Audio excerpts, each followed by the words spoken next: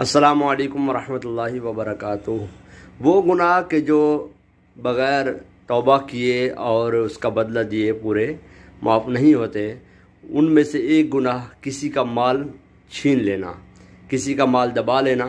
یہ وہ گناہ کبیرہ ہے کہ جو توبہ کے ساتھ ساتھ جس کا مال چھینا ہے اسے واپس بھی کرنا ہوگا۔